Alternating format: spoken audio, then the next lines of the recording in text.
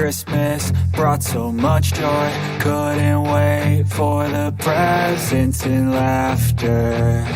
I couldn't sleep late at night, looking for Santa with lights. Those are the memories I still remember. Then I became a man, lost sight of who I am, but right in front of me was the answer. 'Cause on Christmas I feel joy, and I turn back to a boy. The answer is to stay young forever. This is not a Christmas, this is not a Christmas song, this is not a Christmas, this is not a Christmas song, this is not a Christmas, this is not a Christmas song, this is not a Christmas, this is not a Christmas song. Ho, ho, ho.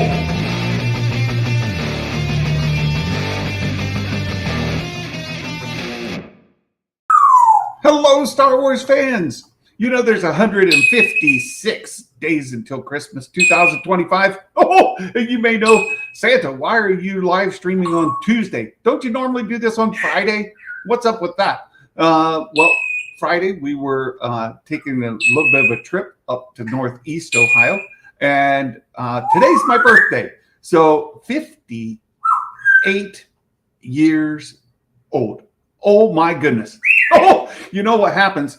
One day you're like 30 and you think, I'm healthy, I'm good, everything's great. And then you go to bed, you take a little vacation, you wake up and you're 58. It happens just like that. It's really fast. So here I am, 58 years old. I thought I would live stream today to talk about Star Wars for my birthday and bring some of you all in here too. And you'll see that the chat is for subscribers only. The reason we do that is to keep the bots at bay. Otherwise, you get kind of nonsense in there. So all you have to do is subscribe. You don't have to join. You don't have to get notifications. But if you would like to participate in the chat, just hit the subscribe button. And it's free. It costs you nothing. And you can join the chat here as well. Start off with some shout outs. I got a text from Lavis. You remember Lavis Blackman from back in the day? Lavis sent me a wonderful text this morning. Thank you for that, my friend. And I see Fitz was here in the chat. We also had Brandon. I saw Brandon in the chat as well. Mumbo Jimbo, hello. Oh. And I'll bring up as well, because Mumbo Jimbo has been participating. We have a weekly members supporters stream. It's a Zoom call every Wednesday, and you can join in our discussion as a supporter every Wednesday. We just talk about whatever the news might be of the day. We talk about what we might be doing, what we're up to, traveling, anything like that. Skywalker's Academy, good to see you. A longtime supporter, been here since the beginning. And my friend Matt Risman. We're going to bring Matt into the show here just shortly. Matt is going to join me today. We're going to talk about Star Wars. Appreciate that. Who else is here? Ducky Momo, one of our other. Been here since day one. Good to see you, my friend. Thanks for joining. The Sabersmith. Hello. Hope today is the best ever. We have plans. We're going to go to dinner tonight with my dad and our daughter and our oldest daughter and her husband, the son-in-law. We're going to bring him in. So we'll go have dinner here in town. And let's see. Who else do we have here in the chat? Get caught up. And let's see. Mike Porter. Hello. He's in Pigeon Forge. I hope you're enjoying your stay there in Tennessee. Mike, thanks for joining in the chat. And thank you so much for the super chat, Mike. That's truly, truly appreciated. And look there, Ducky Momo with a $10 super chat. Oh my goodness. Thank you so much. You guys are fabulous. Amazing. Absolutely amazing. I appreciate it. Dale says, we have milk and cookies. Yes, join us, wouldn't you? Thank you. We only have a couple of topics off the top. So today's stream is primarily going to be driven by what do you have what questions you have. Is there any topics? Is there anything of discussion you have, as well as what Matt and I are ready to talk about? So, Matt Risman, hello, friend. How are you? I'm well. Happy birthday. Thank you so much. Thank you. It's a great day here in Central Ohio. We've got some decent weather. It's going to be a great day. So, thanks so much for joining. I appreciate it. I will say, Santa, you did surprise me on your thumbnail. It is completely rayless. What happened? No, What happened? I had a certain help with that today, Okay. and Fair enough. my thumbnail guy, he didn't put it on there. Well, bless him for that. Bless him for that. So there you go. That explains that. There is a bit of a story right off the bat that Ubisoft is kind of making its rounds. They kind of threw Lucasfilm, Star Wars under the bus. Let me bring this story up here. Well, I'll just bring up YouTube so you guys can see. Like, this is what the YouTube algorithm kind of is throwing. I got Thor Skywalker here saying Ubisoft Outlaws is saying Star Wars is the problem. He's not the only person that said that. If I go back to my history and look, you can see Eckhart Slatter's talking about it. Meg talked about it yesterday. And if you just go down through the history, there's plenty of people talking about, here's Meg's video, talking about this story. And I posted Eckhart's video on here because I thought Eck did a great job of covering Ubisoft has its own problems. And if it were Star Wars tanking the game, you would expect that their other games would be doing just fine. Oh, Ubisoft, everything's coming up roses for Ubisoft, and this Star Wars brand is just an anchor on their success. And Eckhart Slatter pointed out quite accurately that that's not it at all. Mm-hmm. Ubisoft's got their own problems, and so I don't know that. They could try. You get it, like the shareholders. You're saying, "What? That's not our fault. We didn't do it. It's got to be them. Surely not us." Well, Ubisoft's reputation certainly hasn't been sterling, right, over this last little while. And you're right to say, you're being very kind, right, to say that the company has had some challenges, I think is a bit of it's a bit of an understatement. I never played this game. I've watched very few people play the game, and I don't think that was out of malaise for Star Wars per se. I just don't think people evaluated it as a great game that they needed to go out and get. And by the way, you probably remember it was not a cheap game. Remember, the pricing and everything about it was very expensive. Very high. Yes, very high. I think they had this like. It was like $130 for some. Yeah, basically weird, the steel box version, like that's the Uber, like everything. It was over $120, $130 in that price range. So, it's like, well, let's wait and see if this game's really something that I want to play or not. And I think some people went and waited. I saw that one of the strategies that was recommended for the game was rent it. Like, just rent it for a month, paid your $15-$20 for it, and determine if it's something you would like to keep, rent it for another month. And I think they had a number of people who did that. Sales quite low.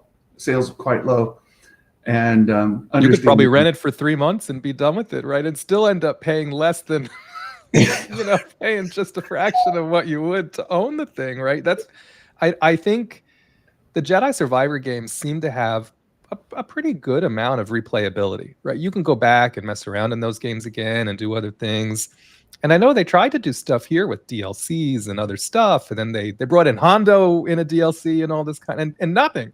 nothing seemed to really increase, interest on this particular title. Gosh, I think it's such a shame. They spend so much money developing these things, and so many people, put their blood, sweat, and tears into making these games, and then it flops, right? And what do you do about that? Well, you blame Star Wars, I guess. But I mean, if you're not blaming the franchise, I mean, what do you do about it? I mean, yeah, that's a good point. Like, if you're going to try to justify to your shareholders why they should give you, not fire you, then I could see saying, well, look, we did our best. This is a great game. And there was plenty, I saw plenty of noise when it first came out as well, from folks saying stuff like, it was let's say the actress who is the lead character is a good bit more attractive than the character you're playing, right? And so people were taking issue with that, say, what are they doing by trying to scale back her attractiveness?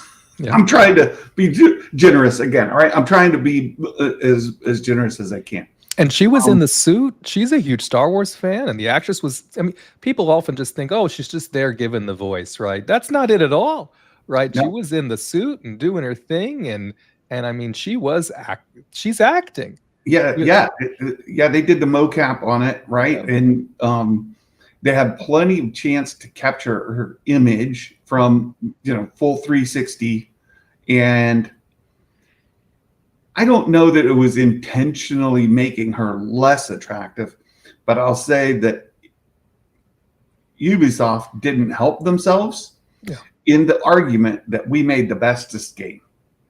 Because you can just take a look and say, well, it looks a lot like other stuff. And this character that you introduced doesn't seem to be as attractive as the actress.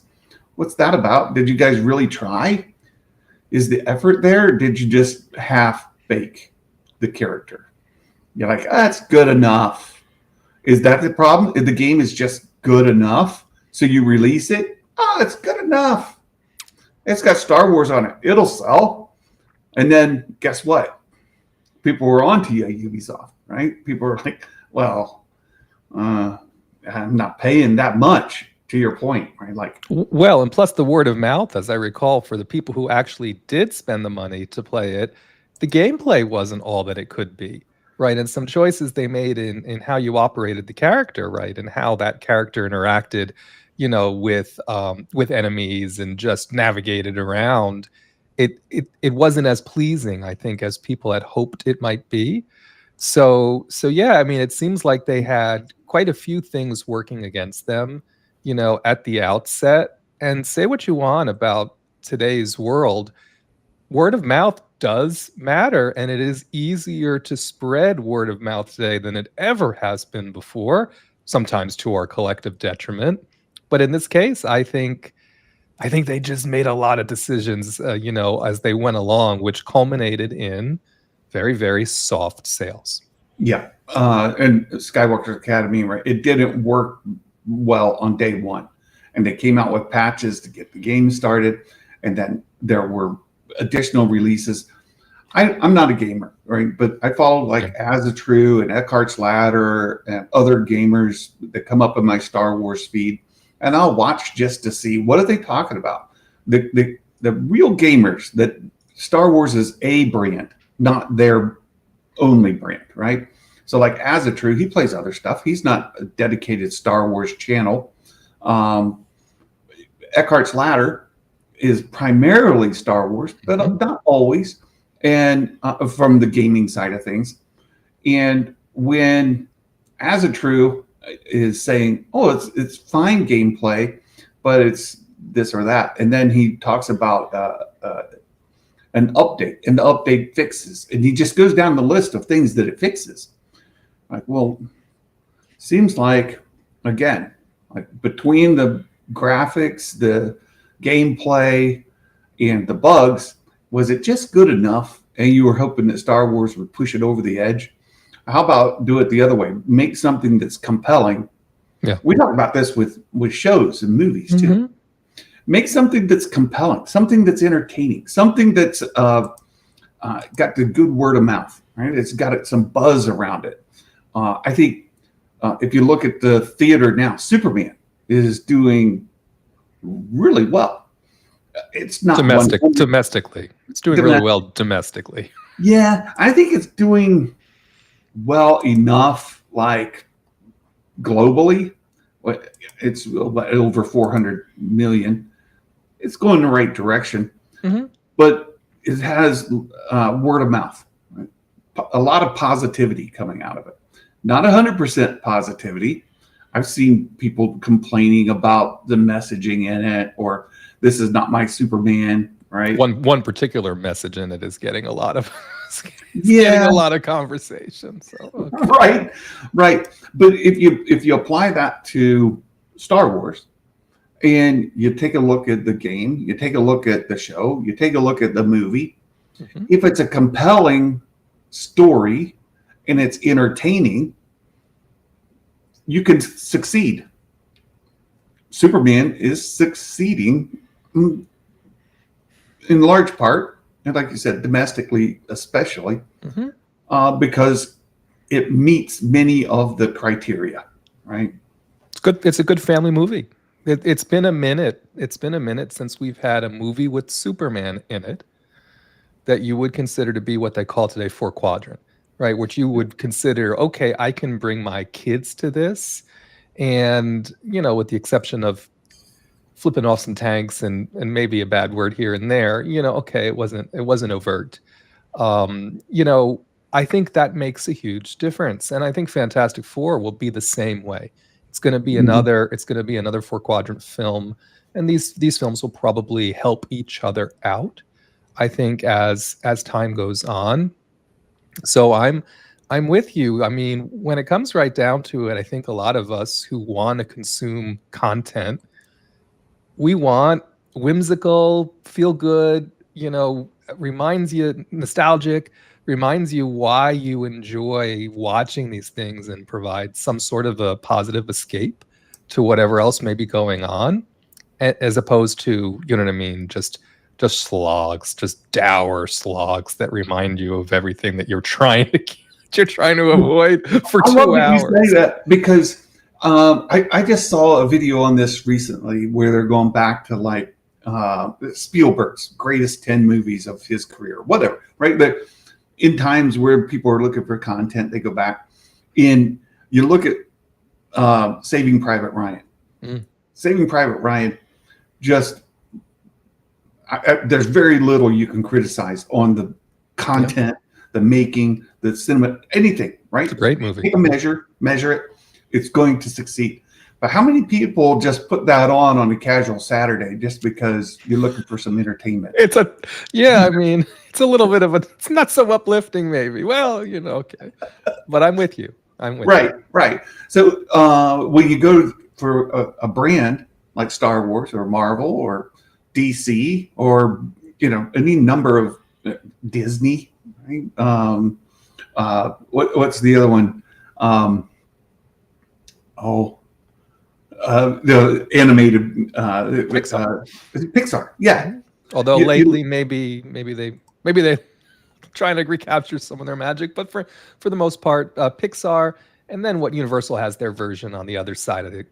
Their animation also is silly. The one that puts out the Minions, Illumination, right, or puts out the Minions and some of this other stuff. The same kind of idea. Yeah, and so when you look at that, and this is sort of my personal thing, and I know I'm not in the majority here, but from Star Wars, Andor is more of the serious, heavy. It's not the light, uplifting hero adventure flick that you get from Skeleton Crew, right back here behind me, right, so over there, or A New Hope, or number of Star Wars movies that Phantom Menace, right? From any complaints that the Phantom Menace has, which I have some, right? I have many. I don't like the goofy stuff. I don't like the Three Stooges stuff. There's stuff in it that doesn't. It's not my brand of Star Wars that I enjoy the most. But the Acolyte may suffered from some of that as well. In addition to a number of other things. Mm-hmm. Just if I were to put Star Wars and take and categorize, like here's the fun adventure stuff. Here's the world building stuff, and here's the kind of heavy, right? Acolyte would certainly not be in the fun adventure stuff, right? Well, and we got spoiled a bit with The Mandalorian, with Book of Boba Fett, these things that really did lean into what you're talking about now, right? The ability for you to bring a child along, or to even become a child again, right? Even though I'm over Grogu, I'm Grogu'd out, but you can't deny that having him as a part of these programs doesn't increase the whimsy, right? It doesn't make it more lighthearted, for sure. And then they try all these other things, right? Even Kenobi, to an extent. Kenobi wasn't a very happy series. I mean, okay, it had a little girl in it. She was kind of cool, but the series itself not so happy, right? And then Ahsoka is what it is. I don't know what it is, but it's there. Right. You know what I mean? And then Skeleton Crew, I think, recaptures a lot of what they were doing with The Mandalorian, which makes sense, right? They made it's of a different time, right? It just kind of set about for a while. And then you're right, The Acolyte, and now, of course, Andor. These are not what I would consider to be child-friendly entries into the franchise. Whereas I think Mandalorian and Grogu, the theatrical experience is going to be right back there again. Yep. Kids will be able to enjoy it, and things will happen that I think delight people from a cinematic perspective. I don't think the story is going to delight everyone. And so let's touch base on that. There's two things that you mentioned I want to touch base on. One is Grogu is a merchandise mover. Mm-hmm. You slap Grogu on a package of Oreos. You put Grogu on the onesies for your little toddlers. Yep. You put Grogu on the backpack for your elementary kid going to school. Throw Grogu on a pin that you can put at a convention. They sell. Mm-hmm. It sells. And hey, Lego. We were talking about Lego a little bit. Lego is just a merchandise mover across all brands. And I've mentioned this before. Like I have, as my Santa season, talked to hundreds and hundreds of kids every year, close to 1,000 or more kids every year. And by far, the top brands, when you get to toys, right? So you got to get away from the video games, the electronics, the sports stuff. Like those are the leaders.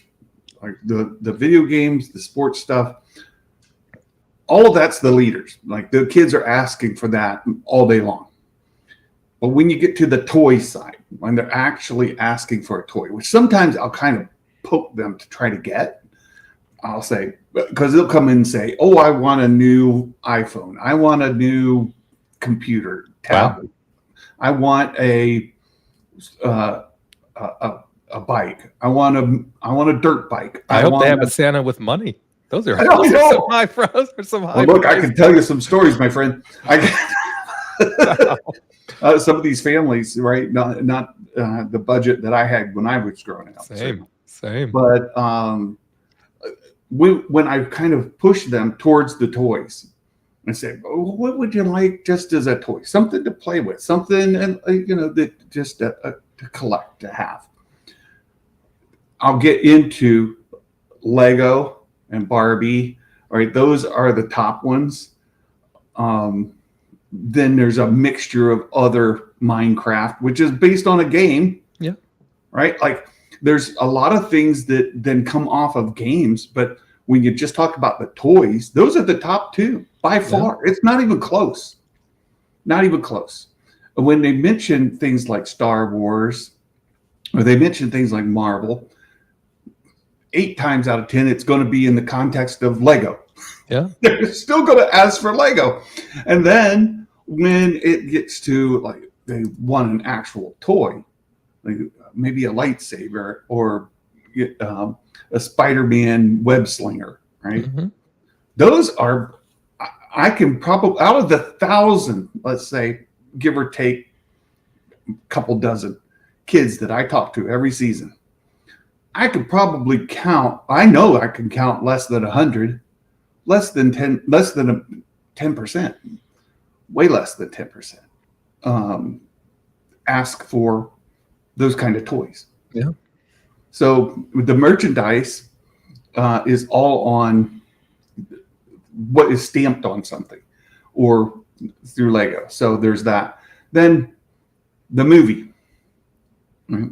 You can tell Star Wars is Lucasfilm's kind of banking on the movie upping more of the merchandise, more of the ticket sales. Sure. People coming, and when you talk about a 4-quadrant movie, you talk about the just casual audience, the normies in the world. And we talked about Superman doing well domestically, but just kind of meandering globally, right? Yeah. What are you looking at globally when you're going to put a Star Wars in the theater? And on this point, do we think, Jurassic World, now this latest Jurassic World, it's up to 650, almost 700 million, I think, already, and has a very big international hold. So now I'm starting to say, because it's not a good movie, right? It isn't. There aren't even enough people for the dinosaurs to eat. I mean, when they're eating people, it is good, right? I mean, but I'm just saying, people love dinosaurs eating people. Again, 4-quadrant film, etc. We have 3 of them now doing, and I wonder out loud, do we think Mandalorian and Grogu will even perform as well as this latest Jurassic World? I think the answer may be no. It might not. It really might not. We'll see. But Mandalorian Grogu, I think, has a better chance of maybe getting Superman numbers, right? I think Superman will finish around 600, 650, which is, it's not profitable if you want to go by the numbers that they gave you and yada, yada, yada. How did it perform compared to who cares, right? From a studio perspective, they're going to be happy with it, whether we think they should be happy with it or not. Yeah. Gosh, I hope Mandalorian and Grogu does at least 650. Of course, who knows what the dollar will be worth when Mandalorian and Grogu comes out? Maybe we need to reevaluate what it should make. But, right.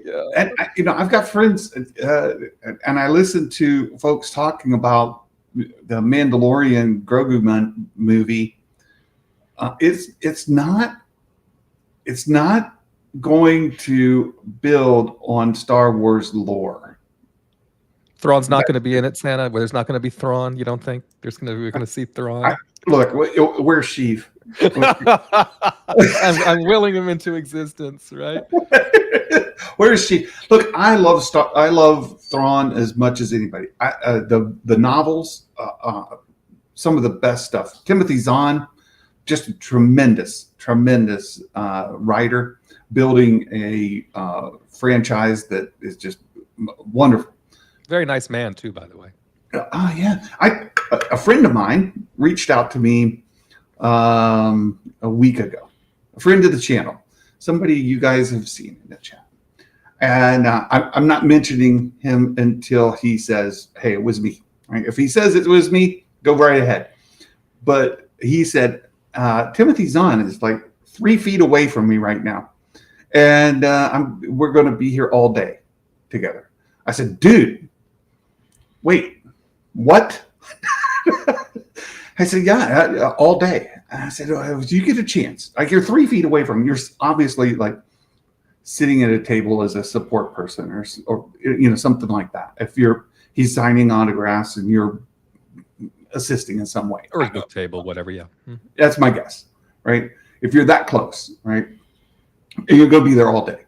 I say, if you get a chance, ask him about Thrawn, right? Ask him about Ahsoka. Ask him, hey, you talked to Dave lately? Just anything like that. I'd be happy, right? Well, why do we ask him questions we already know the answers to, Santa? Why do we do it? Yes, I know. But in this case, I was like, ask him. Well, he was there all day, and the guy texted me back at like, I don't know, 11 p.m., right? My time. It was not you, Nerd Mafia. I know. It's like Nerd Mafia is owning up You're to a it. liar. I believe him. He's a liar. Yes, we know. But he said, hey, the guy was completely booked all day long, right? That's fine. Hey, Meg, thank you so much. She's out at the moment, so she can't jump on, but I hope you have a wonderful day. Thank you, my friend. I had a couple of my friends over in Europe hit me up early. Meg being one and Fitz being the other, right? Because they're hours ahead of us, and they're like, "Happy birthday!" So thank you so much for that. I appreciate it. Meg's always just wonderful. So yeah. I wanted to kind of pick his brain a little bit, but didn't get the chance. Thrawn's not going to be in Mandalorian Grogu. I know. It's just totally not. Did you read my last question, Anthony? I did not. Let me see. What did Anthony ask? Let's see. Meg. Yeah. Hi, Meg. Go back. Hi, Star Wars. Got it open here. Hi, Skywalker Academy. Here we go. Santa, in general, is the Star Wars franchise considered a 4-quadrant franchise, or is it geared towards a certain age group? Was what Anthony said right after the Nerd Mafia member. That's a great question, Anthony. And I think that, and Brent, hello, thank you so much. Yeah, Thrawn's not going to be a Mando movie. No, he's not. That's a great question. I think George Lucas focused on adolescent boys. That was where he was writing toward. And I think a lot of things that he has made. Has to be done. Doesn't matter what poor Sheev is posting on X. I have to take the time to respond and say, Thrawn's not going to be in it. The latest Superman movie. Guess who's not in it, Sheev? But anyway, I think that George Lucas was doing the coming of age, the hero's journey. It was aimed towards younger boys, and a lot of it was his own. He's dealing with a lot of his growing up, right? He's kind of retelling things that he was excited for. I think over time, they've tried to reach a broader audience, and certainly the boys grew up into be men, right? And then what happened? Some of them did, Santa. Yeah, Some of them never grew up. Oh, well, that's true. Maybe I'm in that category. I don't know. See, Meg's being honored. It's my birthday, Meg. Be nice to me. Be nice. There has to be a movie for him to pre-order tickets for. There's no movie. What are you ordering the tickets for? Oh my goodness! But with the prequels, there were a lot of us, me and Childs, in the day, who said, "This is not my Star Wars. This is not the Star Wars I grew up with." And George, in one of his interviews, said they forgot who they were when they were 10. Right? They've grown up. Their sensibilities have changed. They've kind of got a different kind of interest. And when they go see the new Star Wars, it's not the Star Wars that they want, but it's the Star Wars that I want to tell. Right? And then I think that happened again with the sequels. To a large degree, people grew up and said, "This is not my Star Wars. This is not my Luke Skywalker. Come on now." But I think they've been trying to reach a broader, 4-quadrant. I don't think Star Wars as a brand has ever been truly 4-quadrant. It has been, family and child, but I'd say leaning more towards men and boys. Lots of girls, women grew up as Star Wars fans. but it leaned. If you were just to do a general survey, you would find out that there's a lot more men and boys in there than girls and women. So, And I think, like we've been talking about, well, first of all, Revenge of the Sith, I would say, is a pretty adult film in many ways. I mean, just because of obviously what happens. But then I think where they've sort of gone a little off course, like we talk about often with the Disney Plus content, is making content that's just for a quadrant or two. You know what I mean? Trying to overcorrect for this in a very weird kind of way, I think. Right? Where some of it's like, oh, if I had a kid, I wouldn't show him that. You know what I mean? And so there's just some of this where I'm really hoping that while some people may be disappointed that the story isn't grandiose or doesn't move things along significantly enough, if you will, or they might feel like it doesn't pay back all the investment that we have had on the previous Mandalorian series, yada, yada, yada. yeah, That the movie is still fun to watch. You know what I mean? That it's a Superman. yes, Right? You know, that it's fun to watch and people come out of the theater saying, hey, you know what? I enjoyed that couple of hours of time that I spent, you know, and it was Star Wars and that was great. I think that's exactly what they're going for. And I know the guy that I know who worked on it, who's in it, said that that's what they want. Right. And you mentioned earlier about Ubisoft. Right? There's a lot of people who worked on that, who put their, hours and overtime and just spent a ridiculous amount of their investment of themselves into the building of that game, and to see it fail or to not see it succeed at the levels they wanted it to. I won't say fail because it's selling. There are people who enjoy it. It's the same for the people who are in these shows or involved in these shows, right? Whether it's an actor, actress, right? It's a set person, a carpenter, anybody. Yeah. They put a lot of themselves into it. And I'll guarantee you go back to, say, Kenobi or Kenobi. Just go back to Kenobi, right? Book of Boba Fett is the same. What you're talking about is kind of the same as Book of Boba Fett. Look, the people involved in it were super excited about it. Ian McGregor, he was super excited about Kenobi. Proud of it. Super proud of it. But a lot of fans don't come back with the same sort of enthusiasm for it. And I think it hurts them to a degree. It hurt George Lucas when people pushed back on his content. It hurt him. We know it did. He talked about it. So I know the people who worked on this movie, The Mandalorian Grogu, they hope that the audiences go to it as a fun family adventure. That's it. That's all that it's trying to accomplish. Right? It's not trying to tell the story of Thrawn or Luke Skywalker. That's not the story. Or I dare say require that you've watched every other Mandalorian focused piece of content in advance of coming out to see this movie. Right? I mean, and again, whether you feel slighted as a fan who has done that or not, I think ends up being a personal decision. But we know already, Pedro, when commenting on it, what he said, very over the toply, he said, "Oh, this is the greatest action adventure movie of all time." I'm like, oh, Lord, help. Can you not just say what you just said, which is, we really wanted this to be a fun family film. It's an adventure story. We go out and we get into stuff again. Hope you'll love it. Right. But when we go all the way to the no killer, no filler, all killer. And when we overdo it, the rematch of the century, because this has happened many times now. Yeah. Right. When we overdo these things, it just makes me so nervous that it's going to underdeliver. You know what I mean? I just wish we would stop.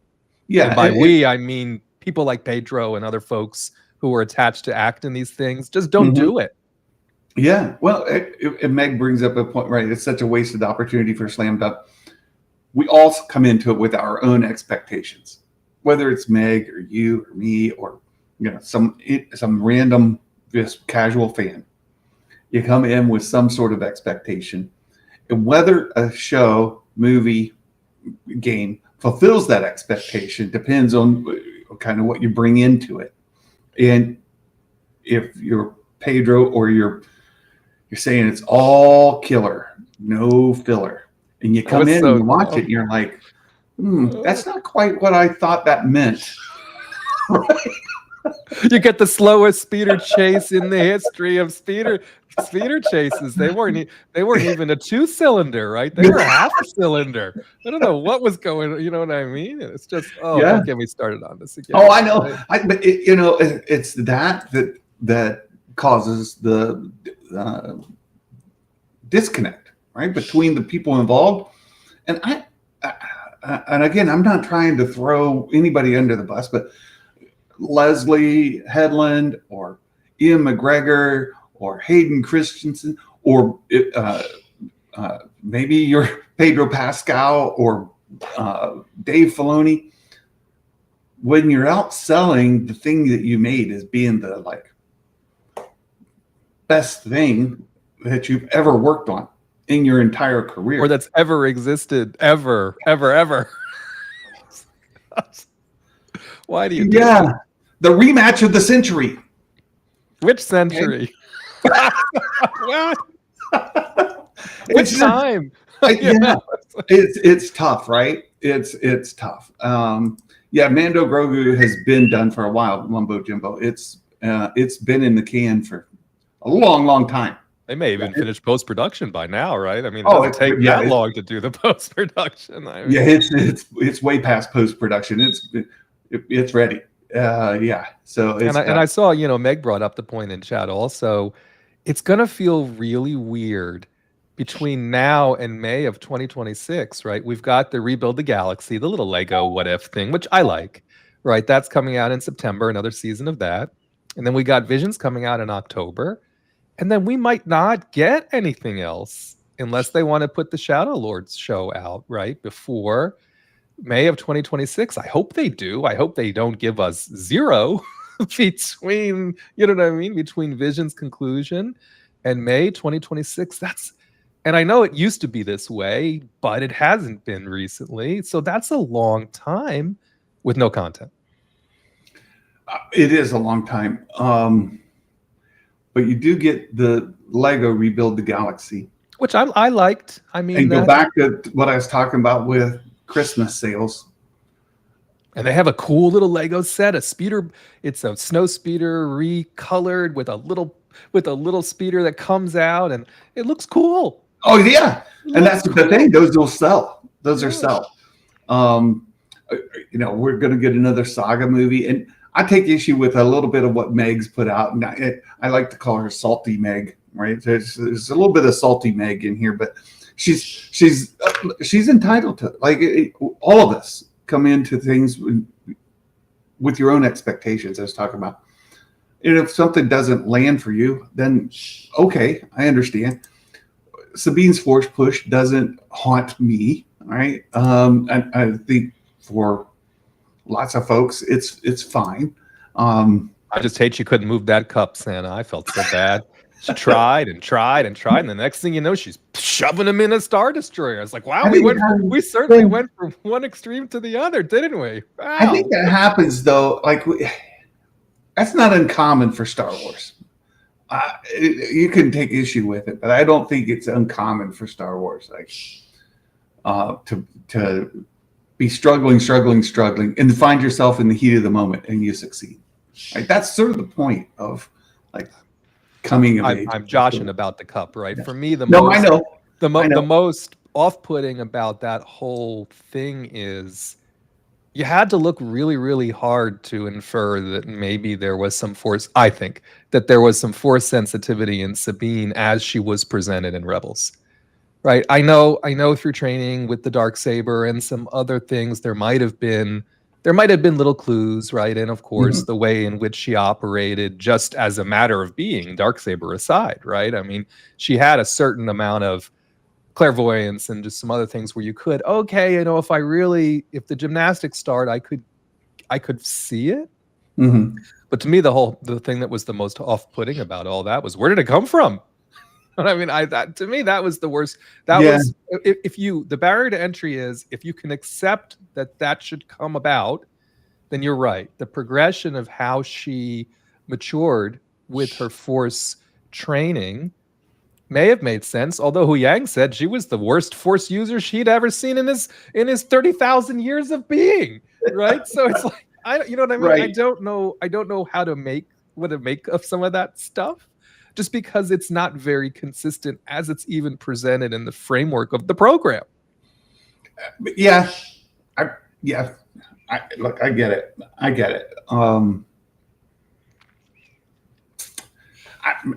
said enough. We don't need to get into Ahsoka. We don't need to. No, I hope okay, season there's- 2 is great. By the way, I don't mean to say that I have ill will towards season 2. I'm just saying no. the Sabine of it all in season 1 is something I personally have a problem with. Yeah, I think you're not alone, right? Neither is Meg. For me, it's fine. Yeah, she's been around for a long time. Or we have a big gap of time between Rebels and the Force Push, where she trained with Ahsoka, and then she stopped training with Ahsoka, and then she trained with Ahsoka again, and then you find yourself in the heat of the moment with lives on the line. It's not about pulling a cup across the table. It's not about putting a hood on and fighting Hu Yang with a lightsaber, trying to defend yourself in a training situation. You're in actual life and death situation, and can you reach to a different level of power of force intended than you do when you're just practicing, when you are trying to concentrate and learn? Can you reach a different level of performance when all is on the line? And I think that people can. And I think that story resonates as true for a lot of people. And does it make consistency the level that she used and didn't use? That's debatable, right? That's debatable. Yeah, I mean, having said all of that, and I get that point of view, my concerns for season 2 has nothing to do with Sabine and the Force. Oh, right. Well, My concerns for season 2 have everything to do about Filoni doing Filoni things for the sake of being Filoni, and we'll get there. So I want to address this by Anthony thinking that post-production could change the story of Mando Grogu. No, it is not. Anthony, and the people I know who have worked on the movie are concerned that people are trying to get expectations of things that might happen that absolutely will not happen. So this is something that I was wrestling with as I was listening to some videos even today. Look, I'm hyped about Star Wars, and I get super excited about Star Wars. I love to talk about theories of Star Wars, and I would just come up with this grand plot idea in my own little noggin, right? And I'd start to sell it as like, this is going to be great because this is going to happen and that's going to happen. We talked about setting the expectations and coming into something with an expectation. When that doesn't happen, how do I receive the content, right? Whatever it is, right? If I come into it thinking that, Mandalorian is going to run smack dab into Thrawn, and they're going to have this big Thrawn battle, and we're going to get Luke Skywalker coming in there, and he's going to be fighting with Bo-Katan, and you're going to get, and I just start throwing in all these different people into this scenario that I can come up with in my own brain about something that's going to happen in the Mandalorian Grogu movie. If none of that happens, then how do you receive it?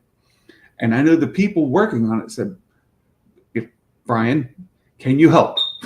Right? We need to set the expectation because Luke is not in the movie. Right? These are people, this isn't just some leaker, like some random person making up something. I can't tell too much about the person because it can't burn them. Sure. And it's weird. But to say, please tell them Luke Skywalker's not in it. Please tell them that we're not getting Leia in that movie. Let them know that there are no big cameos. Thrawn's not in it, right? So if somebody who was literally in the movie or literally worked on the movie, and I've got proofs that that's the case. This isn't somebody just saying, this isn't Nerd Mafia. This is an actual, like, they were really there saying, please tell them that this is the case. Then set your expectation maybe that that's the case. That this is a Mando Grogu, like 2 or 3 episodes of the show that was released as a movie. They're going to go on an adventure. They're going to do a thing. And then the thing is going to be done. That's the show. That's the movie. It's a fun adventure. Enjoy it for what it is. They're going to get in a Razor Crest. They're going to fly around. It's going to be great. Good. Have a fun time. Well, right? Zeb's gonna be in it. There you go. There's a little bit of a cameo, right? For people who are Zeb fans, that's okay, right? Yeah. Baymax says, I'm more excited for Shadow Lord. This is good because Maul Shadow Lord is certainly going to build the lore and tell more of build the universe and the story. It's going to be more immersive in the content than Mando Grogu. 100%. That's an easy one. Right? And I think just based upon some things that Sam Witwer has said, he and Filoni have had so many Maul ideas through his tenure of performing Maul through animation that, although he feigns surprise, that there was actually a Maul show that kind of culminated from some of these ideas and some of the things that he at least thought in his mind, right, as the actor portraying the character might happen. Maul's an interesting character to write for. Again, he has though had a lot of content, right, through the all of the animation and everything, and obviously culminating with what happens in Rebels. So for me, as much as I love Sam Witwer to have work, and as much as I love him as Maul, this show, I have to tell you honestly, was not really high on my hit parade as something that I thought I wanted. No. What I want or what I don't want, who cares, right? But I care, right? In regards to watching the thing. So I'm kind of like, I agree with you. And no, Meg, you haven't created salty videos, but just interacting with you on Discord and things, a little salty. That's all I'm saying. It's fine. It's a spice that makes things more flavorful. You're fine. For anyone looking for more Star Wars content with a library card and the app Libby, you can listen. Yes, Libby is great. Relaxing. I wholeheartedly agree. There's a treasure trove of content out there that you can listen to and read free of charge. Yeah. To fill this time when you're looking for more stuff. Absolutely. I would not be gaslit into thinking Sabine had the Force in Rebels. Well, and I agree with her, right? I mean, to me, it's a reach, right? But again, and I'm not even sure it's anything that Filoni himself has overtly said. But I mean, there are other people who have tried to sort of, well, what about this and maybe that, and because he never gives any straight answers really. He's very much of the, well, it's whatever you want it to be. It's like, I hate that. Don't do that, right? Give us a straight answer for once, for goodness sakes. Yeah. But like I said, my issues are, that's over now, right? Whatever they're going to be doing in season 2, I have significant concerns over personally. Has nothing to do with Sabine. I know one of the major plot points for season 2, right? It's a major plot point for this season, not of an episode. It's a major plot point for this season. And what I know, I agree with Meg, it's not going to be what people think. It's not. It's not. And I don't even know what people think, right? What if you had to quantify what you think people think Ahsoka season 2 is going to be right now? Give me a sentence. How would you define that? Um, uh, Clone Wars flashbacks with Hayden and Ian. Mm. Okay. Nope. Might that be a part of it? Sure. Is that a major part of it? Well, it wasn't a major part of what they did in season 1 if you count the world between worlds of it all, right? I mean, it had a purpose, right? So I'm certainly not entering into it thinking they were going to get a lot of that, right? Where I have my concerns is the Mortis arc of it all, the Abeloth of it all, the things that are so what I consider to be deeply lore specific, right? Yeah. That people are theorizing could comprise a significant part of the story they're telling here. That has me concerned. Yeah, that rightfully so, Matt, because I watched John Campion talking about Superman and how well it's doing comparatively to what a lot of other DC and Marvel movies have done. It's doing really well, and that the general audience doesn't have to go watch, 5 different Disney Plus series and 3 movies to understand what's going on in this movie. You just go and you enjoy it. It's a good family flick. What's going to happen if you dive into season 2 of Ahsoka and you get too heavy into the Mortis arc, which is a whole story that was told in the Clone Wars? You got to watch 7 seasons of the Clone Wars to understand, or 4 seasons of Rebels in the Clone Wars to understand what's going on. Well, remember before Ahsoka season 1, they actually posted, here's the essential watching before Ahsoka season 1, and it was like 40 things, like 40 episodes of. I'm like, are you kidding me? Yeah.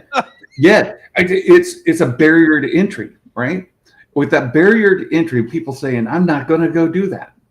I'm just not. There are so many Star Wars fans who just like animation's not it. And I agree with a lot of folks that say, dude, you're missing it, right? If you think animation's not it, you're missing some of the best Star Wars of all the Star Wars. You're missing it. You're not doing yourself a favor. But if that's you, and that's not yours, I understand that going and watching 7 seasons of an animated show, plus 4 seasons of another animated show, plus 3 seasons of a live action series, and you got to know which ones to watch of which series. No, not going to do it, right? Just not gonna. No. And if that is a barrier to entry, and you're watching something that's deep in lore on Abeloth, who is Abeloth, and why do I care? Now you've got this shapeshifter that can put her essence into other people, and she can become anybody and inhabit anybody's body, and like body snatchers, the kind of thing. And she could just reproduce herself over into a countless number of other entities and people that that still retain their identity. It's too much. Just hearing you talk about it, it's too much. And then what's that can of worms open? Right? Like, see, that's why for me, I would much rather be whatever energy or whatever is going on that planet. Has nothing to do with Mortis. It has nothing to just give me something else. I don't care if you give me weird Sith robots. I don't care what he cooks up, as long as it's not the Mortis arc. As long as it's not related to Mortis, right? If you want to give me something brand new under the context of Peridea, that's weird and wonderful to watch, sounds great to me. Because then nobody needs to understand. We're all understanding it together at that time. Yeah. Well, look. Even for people who are deep into all the things, and you watch the Mortis arc in the animation, there are still questions. Mm-hmm. Like for anybody who's watched all of it and watched it over and over again, and got the whole thing memorized, and you're into the little Easter eggs of all of it. For even of those of us who do that, there's still questions. And you're going to throw that at a casual? Careful. I know. Yeah. And there was a super chat, Santa. We missed a super chat. I got to catch it. Yeah. I'm still way behind. It says I'm like 80 some messages behind. So let me just get caught up. It's there. relatively recent then. Joel, $5 super chat. How do you feel if you stop enjoying Star Wars, but the franchise goes on without you? Generally curious. Joel, I dealt with this with the prequels. I really did. I love Star Wars. And I defended The Phantom Menace to my friends, and I watched it, and I bought it on every format. I got all the extended versions. I even watched the documentary, and I can't find it, but I have a distinct memory of it. And hopefully this isn't one of those, what is it, the effect, where people think they know that something happened, but it didn't. It's not the halo effect. It's I know exactly what you're talking about. Yeah, like people saying, no, Luke, I am your father. That didn't happen, right? Yeah. But people think that it did. Almost had it. But I watched that movie. I watched this documentary where they explained the force speed, where they run really fast, that they actually lost some frames, and they had to stitch it together. In the force speed wasn't Mandela effect. I had to look it up. The Mandela effect. Yeah. They said that the force speed wasn't something intentional. Like they were just going to, haste leave. But during the editing process, they dropped some frames, and now they zip gone. And then they ended up going back and smoothing it so that it didn't look as jarring. If you saw the initial release when they did that, it's a little jarring when they just zip, they're gone. Like one frame they're there, and the next frame they're not. So they put a little motion blur in there. That wasn't intentional. George Lucas wasn't like, oh, they used force speed and they travel at the speed of, barely visible to the human eye. That wasn't it. I have to tell you, editing mistake. For somebody, and again, it had been a minute since I watched this. I mentioned this in Discord, right? Yeah. But somebody who had a pretty good force speed going on was that Teak in Battle for Endor. I mean, especially for that time. I mean, that little sucker zipped around. I was like, wow. I saw where you just watched it. Yeah. One of the other channels that I follow, they had never watched it. And I warned them. They had never watched Caravan of Courage, and they had never watched Battle for Endor. And I warned them on both. Yeah. And so I wasn't able to participate on Caravan of Courage, but for some reason I was sitting here for Battle for Endor, and I'm like, I'm gone. And then I made a comment, and they're like, are you still watching? I was like, I don't know why. I'm watching this again. Look, it's every bit as bad as one of my favorite terrible scenes in that is when they use a blaster to shoot the boulder away from the cave entrance, and it's a phaser. Yes. This isn't Star Wars. Yes. Get your phasers out of my Star Wars. Well, and then at one point she's on a horse. I'm like, oh yes, the horses that they had we got blurgs on the one side, and then she's riding around on a horse. I'm like, what are we doing? Right. Exactly. So coming out of the prequels, Attack of the Clones, and I've said this again over and over, it broke me. It really did. And I came out of it feeling disenfranchised. And then we had Revenge of the Sith, and I was like, oh, let's give it a chance. I'm super excited about seeing the Darth Vader, right? Like, I want to see Anakin turn into Darth Vader. We had this story back from when I was a kid about lava, and he gets burned and blah, blah, blah. So I knew all this like story that was involved, and I want to see it. I want to see him get torched in the volcano. Oh, it's not a volcano. That's fine. It's still lava. It's fine. But even that movie left me challenged, right? Challenged. And there are scenes in that, and there are things that happen. The Luke and Leia birth is the easy one. But there's lots of other things in addition to that. And coming out of that, I'm like, well, George Lucas just doesn't make Star Wars that I like anymore. Like, I don't know. Somebody needs to tell him to go away. And I was so happy when Disney bought it because like, aha, no more George Lucas stuff. We know, Yay. Santa. We know, Santa. We know. But that's me. So how would I feel if Star Wars went a direction without me? I was there. I went through that, and I feel for the people who are going through it now. Well, and I know It's you hard. are obviously a bigger fan of the sequels than the prequels, and for a lot of the rest of us, we sort of had that experience in the sequels. Although I liked Solo, I'm one of the few who loved to see it in the theater. I was there watching it. I love Solo, and of course Rogue One. So even during that sequels time, there were still a couple of nuggets that they put out that made me feel like the franchise was still with me. But for a lot of us, it really wasn't until The Mandalorian, right? Until they surprised us with the first series of the first season of The Mandalorian, where we kind of felt, okay, maybe they're trying for us again. Maybe they heard us, at least in regards to some of the feedback we've been providing, and the rest of the story, right? Yeah. We can go from there to here. I don't need to editorialize all of it. Right. So I think the commenter here probably feels like we're at a point now where the franchise has left us by. To me, it remains to be seen. Yeah, Because I don't know what we're getting next. Well, I do, but I don't know what it's going to be. Yeah, I'm with you. I think it's worth saying, don't let the new stuff ruin the old stuff for you. Yes. Right. So for me, it was just embracing. I'm an original trilogy guy for more than a decade. Right. I was just like, I'm just an original trilogy guy. I don't have to watch the prequels. I don't like them. Why watch something I don't like? I don't have to. So I would just watch the original trilogy. And then with the animated stuff, I was like, I don't want to see Clone Wars because it's all that prequel stuff that I hate.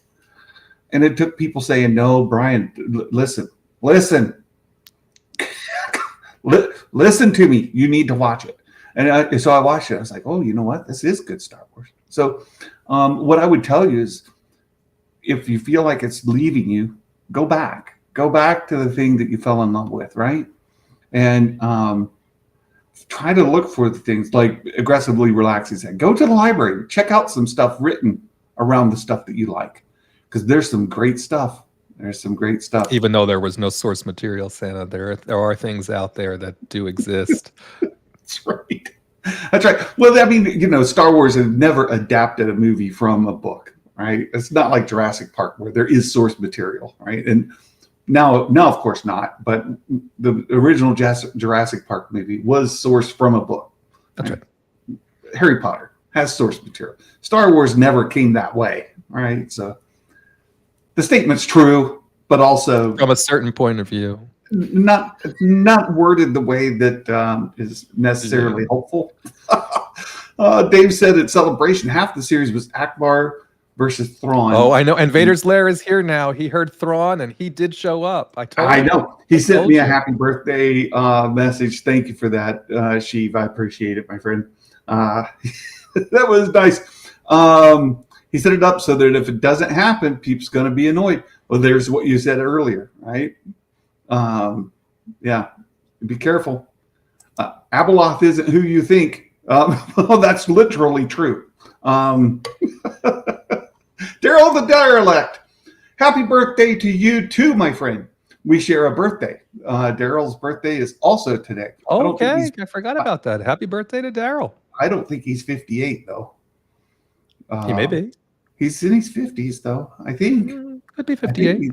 I think he's in my peer group, right? Mm-hmm. Wanted to pop in to say happy birthday. Thank you, Sammy.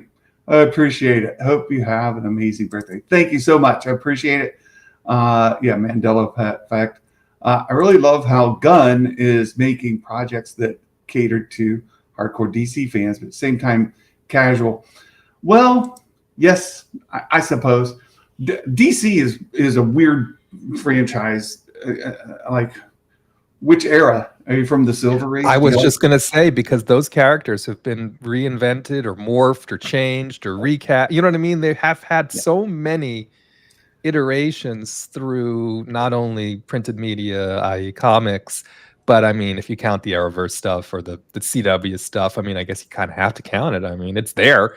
You know Right. what I mean? That's why I always find it fascinating to hear people talk about DC lore, because Yeah. I was always only ever a casual DC Comics reader, and just to hear people, you know, just talk, well, it happened this way and that way and this way, and I was like, Lord help! I'm kind of glad I didn't. I'm kind of glad I didn't follow all of it now. I mean, it's quite a story. It is. It is. And I mean, pick your character. They all change. I was big time into Superman all the way through the first Crisis on Infinite Earths, and I've got the entire Crisis with the crossover series over here in boxes. Right, I've got them preserved because they were coming out when I was a kid. That was the era that I was into, and then I joined the Army and I got away from them for a while, and I come back and I'm like, wait, what happened? Right, like a lot changed. The arguments about Batman. And Batman never killed anybody. You're like, or he had this strong moral code of not killing. Like, since when? Like, pick an era, because he certainly killed lots of people. I would attribute that more to Superman than Batman personally, right? But yeah. Is there anyone who saw in 1980 that distinctly remembers as Luke, I am your father? Well, Brent, the thing is, with the Mandela effect, is you think you remember a thing, and generally, as a large population, we think the thing happened. That's what the Mandela effect is. But when you go back and you look, you're like, whoa, it's not that way. There's a couple of really good videos on the Mandela effect. Well, they'll show you like a logo, from any brand, any brand, and it'll have something wrong in it that you think that's the correct one, and they'll put like the wrong one next to the correct one. In half the time, you'll pick the wrong one because that's the one you remember. It was never the thing that you thought. That did never exist. There's another one. There's a popular commercial one right now in the States about, I think, Domino's stuffed crust pizza.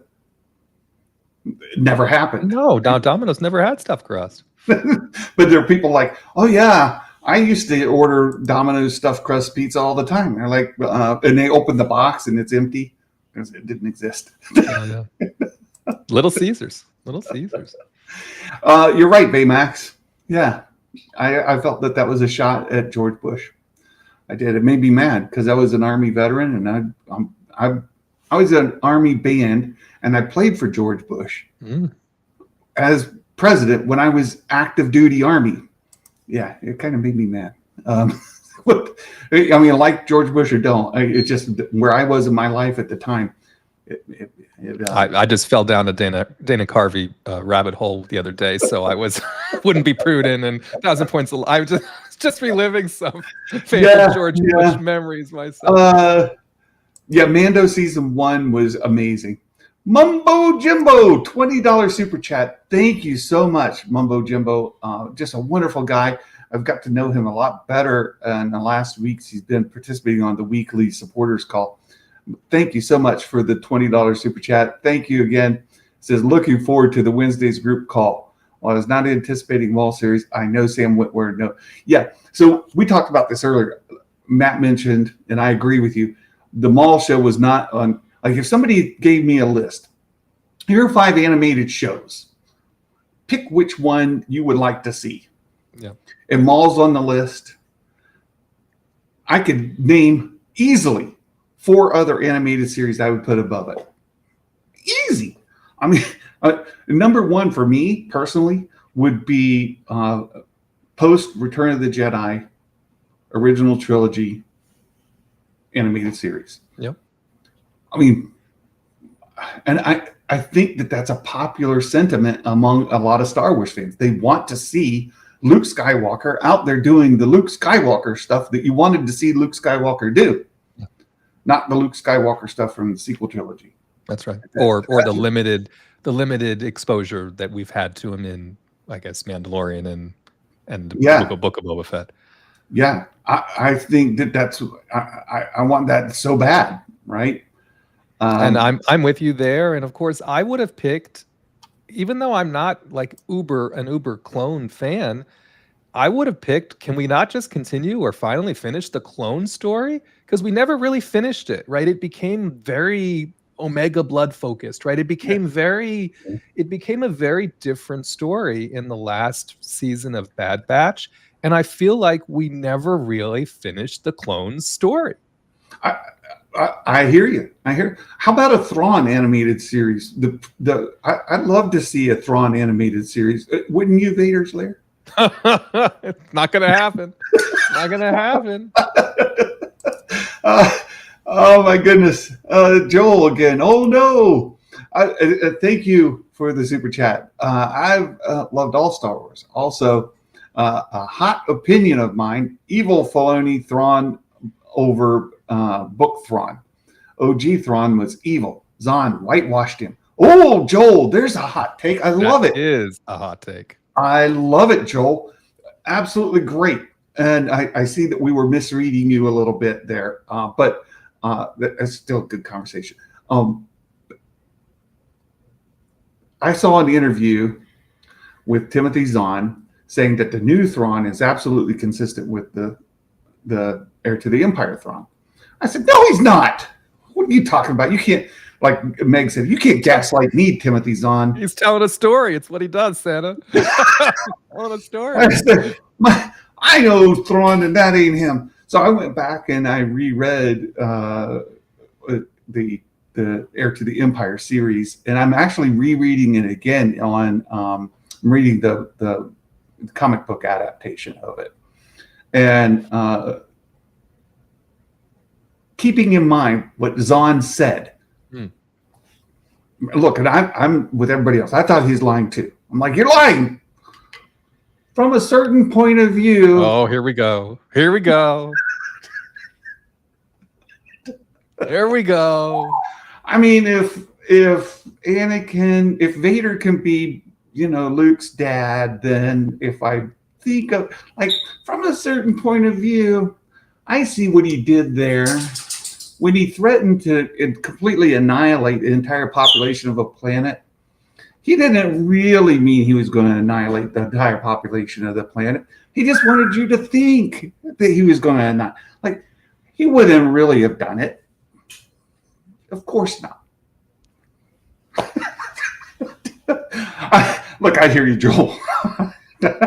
And you have Sheev all excited now on they're going to use, they got Thrawn. They just animated him for Tales of the Empire. Why not put him in a series? Hey, you got him all excited now. You got him all excited. That moment Dave says, what's a Grisk? I know. Look, I love the new Thrawn. I do love him. He is different than the original Thrawn. I tried. Timothy Zahn. I tried. Like, I went back. I reread it. I'm rereading it again. I'm trying to put on my best certain point of view glasses. It's just again, the other thing that has me very nervous for Ahsoka season 2 is the continuation of Thrawn's story. Right? If Thrawn shows up at Dathomir looking for help to rebuild the Empire, as much as I love the Empire, give me a break. He couldn't care less, or he shouldn't care less about that, right? I put this in a chat on a video I watched this morning. Mike from a guy who loves Star Wars. He was talking a lot about it. Well, like, what's Thrawn? What was he in a hurry to do? What is Thrawn trying to accomplish? At the end of season 1 of Ahsoka, and you see him, he's in a hurry to get back. Why is he in a hurry to get back? What's he want to accomplish? Well, the Thrawn from the novels, I know exactly what he wanted to accomplish. Like, right before he was purgled away to Peridia, just a couple of days before, I mean, literally a couple of days before, he had a direct encounter with the Grisk in Empire space.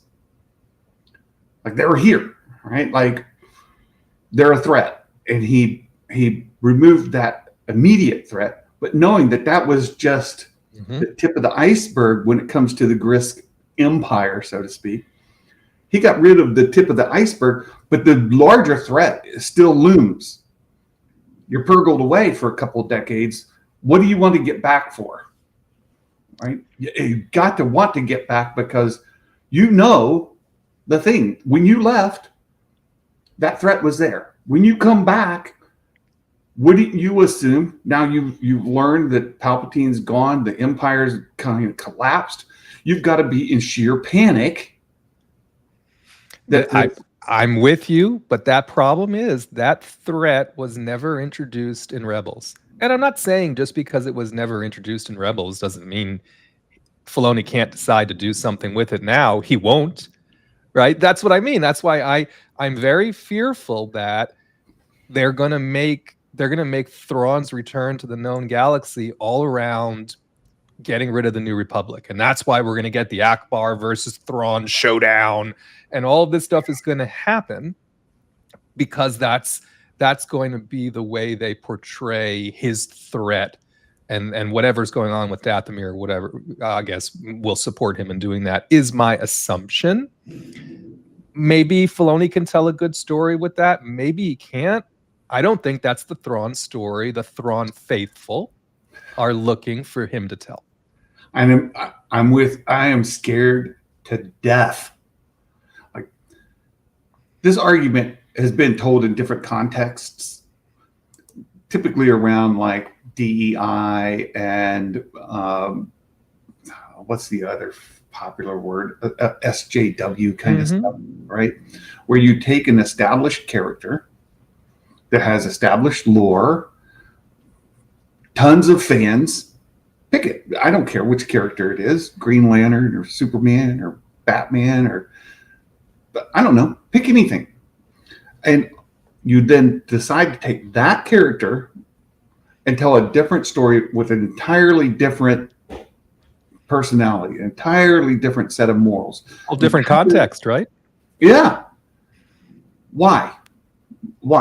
Like, you had the opportunity to pick anybody, or like just make up a name and tell the story.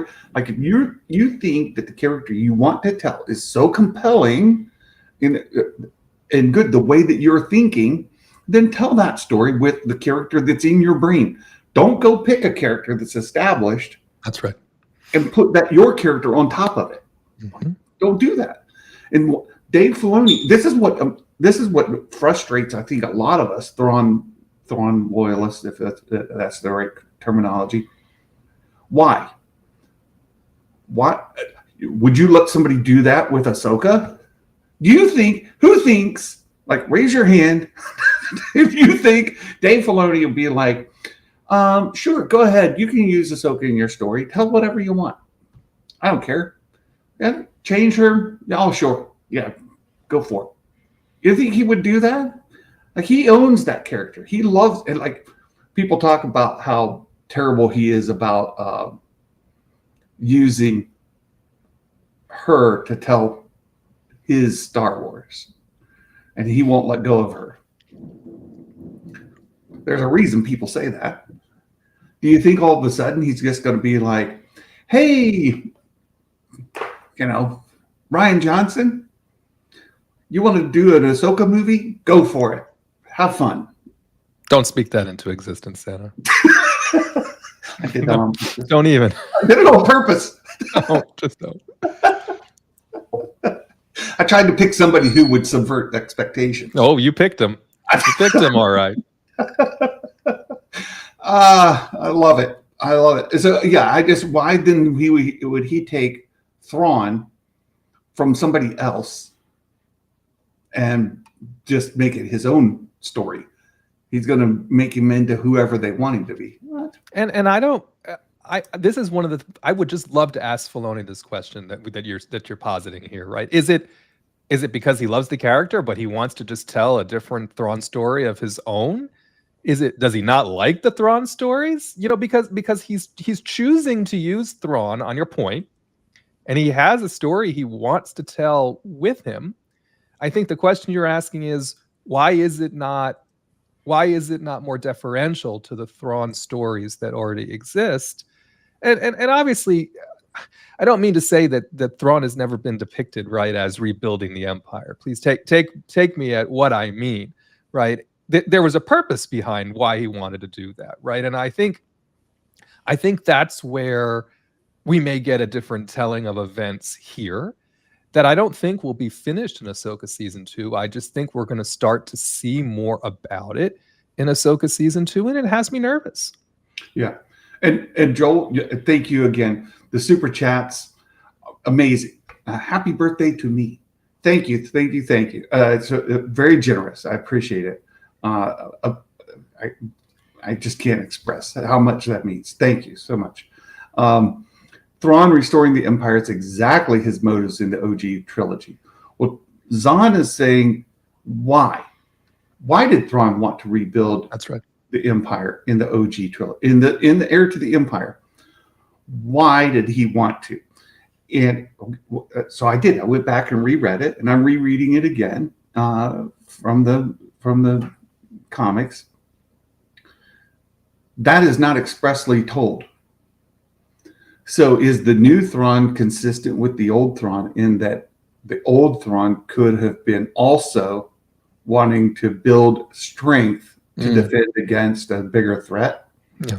Which is what his motivation is to rule the Empire in the new books. He wants to get the strength to fight the bigger threat. That is there. If you want to hold that, it's not expressly said that it's not. So, yeah. And But I mean, just to rule the galaxy in the place of the Emperor, right? To, you know what I mean? To wipe out the New Republic for the sake of it and to give the Empire another try. I don't think that's a very interesting story, personally. As much as I love the Empire, I mean, sure, someone's got, you know what I mean? I don't know. Right. No, it should be for a reason. And the reason that Thrawn has for wanting to build the Empire is he sees the strength that he could add to the Chiss Empire. And boy, I love this. You guys are going to get me all nerded out because he actually sends a guy from the Empire, right? His guy that he's been tutoring for years and years, raising him up in his own kind of mold, sends him to the Chiss to work with them. He says, hey, how about, buddy, you go work with them for a while. Yep. And he brings one of his Chiss into the Empire to help this cross-pollinizing, right? Then his plan, I believe, is to take the Chiss and the Empire, because he believes it's going to take all of that to defeat the Grisk. All of it. And that's why he has to rebuild it, right? But they need to tell that. And it will Dave do that? I don't think so. Like she Maybe he'll surprise us, Santa. Maybe. I would love it. But I don't know that he knows what the Grisk are, because What I'm afraid of. I don't think that he cares. He's like, nope. Well, they're not his. You know what I mean? He's very possessive over his things and over his stories and over the way he wants, his stuff to continue on here. We hear this a lot. Can't touch that character, blah, blah, whatever. And that's why I think it goes back to, all right, he's using Thrawn for his reasons to tell his story. I don't think he wants to retell Zahn's story. I just don't. And what? Yeah. And that inconsistency makes me mad. Like, if you wouldn't let somebody go tell your story, then why take somebody else's character and tell their story? Like, that's just not right. Like, come up with a different guy. Like, no. Yeah. And so, that's why we just don't even really know what Diana Lee Santanto's, we don't know what her character was really doing other than trying to get Thrawn back, right? But we don't know what she was busy doing behind the scenes either. No. Right? We were never told what her motivations were other than get Thrawn back. Right. And I saw the Stanley says, are the Grisks still about? Well, the last Thrawn knew, yes. we don't have a lot of the other story around him because it's in Zahn's novels. Now, Zahn says that he's got more he could write, but from the time that Thrawn dealt with the Gris right before being purgled away in Rebels to Thrawn returning in Ahsoka season 2, we have none of the story. That's it, exactly. We have So none of what- any of their stories, and you know what I mean. None of the supporting casts of stories. You know, I thought maybe in Tales of the Empire we would get a little bit more, right? Because they chose to focus on Morgan Elsbeth's character there at least a bit, right? But even that didn't give any insight into what was happening and why. You know what I mean? It was just a little backstory nothingness. Well, we got Sheev all fired up. He had to put it on in caps. Like he don't know. Yeah, well, he is fired up. Look, Sheev, I'm with you. My friend. Yeah, Dave acts like they don't exist. Not cool, Dave. So we talked about the animated series that I would have loved to have instead of the new Maul series. All of this, right? Mm-hmm. Everything that happened from Rebels with all these characters to Ahsoka season 2, tell that story. And I know that in the middle of that story is the original trilogy. Sure. I know that. That's fine. That's great, in fact. Because a lot of us are wondering what happened with these characters that are on both sides of that. Right? We have characters that predated it who are now after. What? Like, and I know we love to point out Yoda saying, when gone, you are the last of the Jedi. Right? Like, come on, you're lying, dude. Like, or you're just, Well, he was never proven to be, in retrospect, he was never proven to be the most truthful. Never proven to be the most truthful, candidly, right? So I mean, then he goes out like a punk, right? He doesn't even finish his sentence. Right. Oh. There's a good meme out there that says Yoda became a Force ghost because he just couldn't deal with Luke's whining anymore. Yes. And he just said, "Okay, I'm done." Right. Then he dumps it all back on Kenobi, who was not truthful either. Right? It's from bad to worse. Right. So not only is he not the last of the Jedi, there's a lot of them. More every day, Santa. You can't hardly shake a stick without finding one. They're everywhere.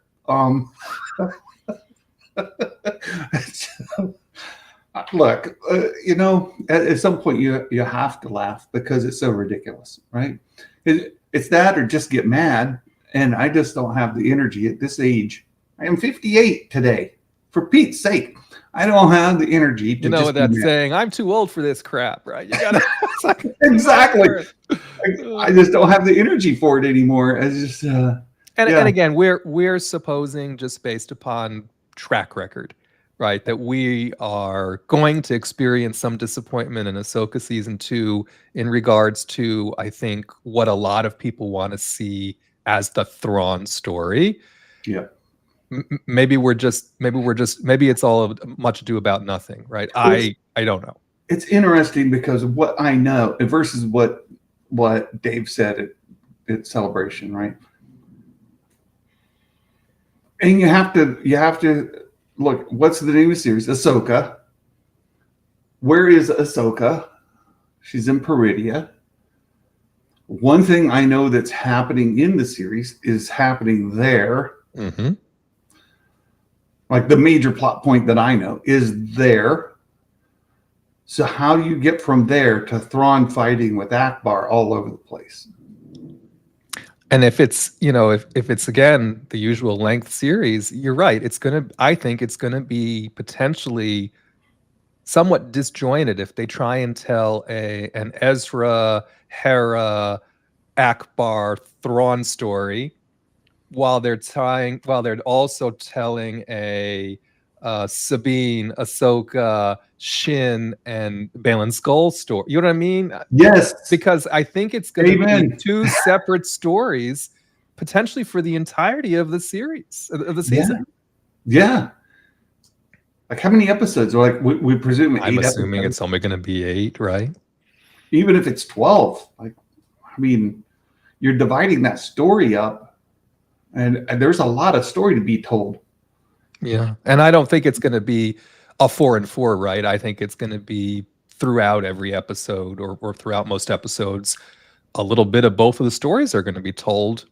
That's going to be a very different experience, right? Than, although I guess in the first season, roughly half the time was spent with them trying to figure out how to get to Peridia and what Thrawn, what Morgan was up to, you know what I mean? And then the rest. So I guess they did a little bit of it, but I think this is going to be much more bifurcated, right, in the storytelling.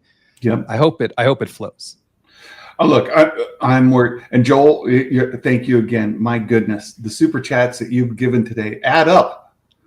My good, you've been so generous. Thank you so much for that. Another $5. It says someone who could care less about the Thrawn books. I want you to care, Joel.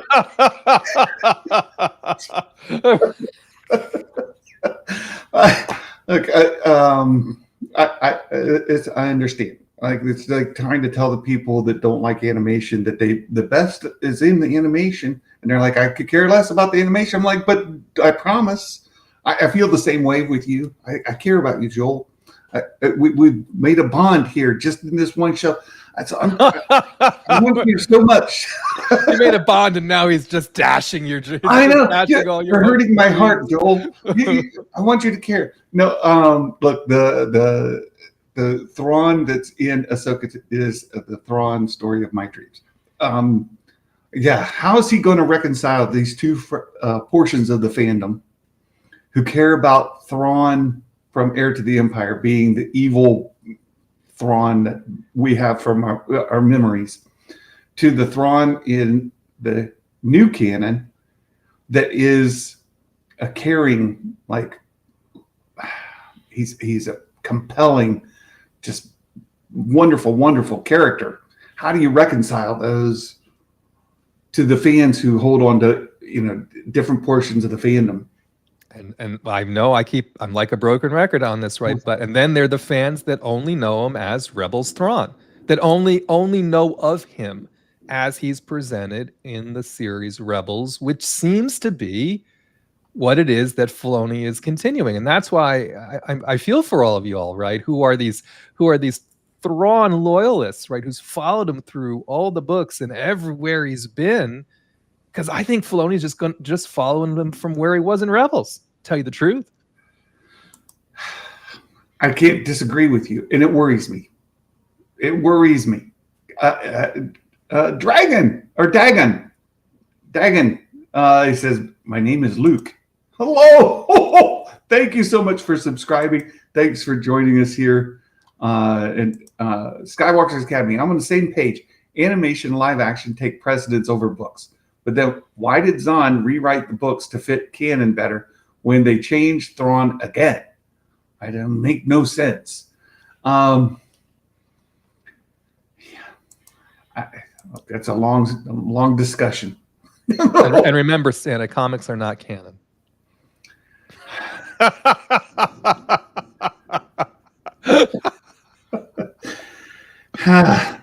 Well, the problem, and I've said this before. The Lucasfilm prior to Disney did, and I go back to this Tears of Canon, was such a disservice to Star Wars fans. Like, there's canon and there's not canon. That's what it was. I don't care what you call it, Tears of Canon. And I get what they meant. And when you talk with the writers, there was an interview recently done where the writers thought they were writing canon. Sure. Well, they're writing canon within this scope. And their canon doesn't have to align with anybody else's canon. And then, but the only true Star Wars canon was and always has been just George Lucas's movies, his story. That's it. And he was very clear about it. Like, I don't even know what's going on in that other stuff. But then a lot of people, myself included, got kind of invested with, say, Heir to the Empire, and got invested with some of these stories. And then you're told, well, those aren't canon. Well, I mean, they never were. But also, we kind of felt like they were, but it's a big mess. And then they had this like layers of priority. Right? This is more important than that. Oh, yes. And that's more important than this. And so now that carries over. And when you read something in a book, say the Ahsoka novel, and then you watch it on an animated show, say Clone Wars Season 7, and they don't match, you're like, well, which one's true? And you know what Lucasfilm says? Both. They're both equally true. Neither one is more true than the other. This layer stuff doesn't exist anymore. They run parallel. Well, and then you have the K2SO of it all, right? Where Tony Gilroy says, it came to my attention that there was a comic out there that talked about K2's backstory. And I said, do I have to follow that? And they're like, and he's like, well, I'm not doing that. You know what I mean? And he just goes right. I mean, there was an actual conversation about it. Yeah. Right? It wasn't like he didn't know. Yeah. He's like, well, I'm not doing it. He's like, F that. I'm not doing that. He said, we're just going to do our own thing. Yeah. Yeah. So they're just saying, look, these are stories told in a galaxy a long time ago, in a galaxy far, far away. They're stories. This isn't meant to be read as historically accurate. There just depends on who writes the history book, doesn't it, Santa? Even when you talk about historically accurate. Yeah, you're completely right. So what they're trying to say is neither has to be, canonically, historically accurate, because they're both just stories. Maybe it's the Mandela effect, right? Maybe it's at the point of view of whoever wrote that story. That's how they remembered it, Santa. Who knows? Exactly. And if you like this story better than that story, then that's fine. Neither one of them are more true than the other. So if you like the comic version of K2SO, great. Then that's your deal. That's yours. That's your deal. And if you don't like the K2SO from this, that's fine. This can also still be true. You're like, but one of them, they're not the same. They're like, it doesn't have to be the same. You're like, but I don't understand. What do you mean? Well, and I think part of the reason why people do get very passionate about this topic is through recency bias and through things that are presented to us in live action, that tends to dominate the conversation.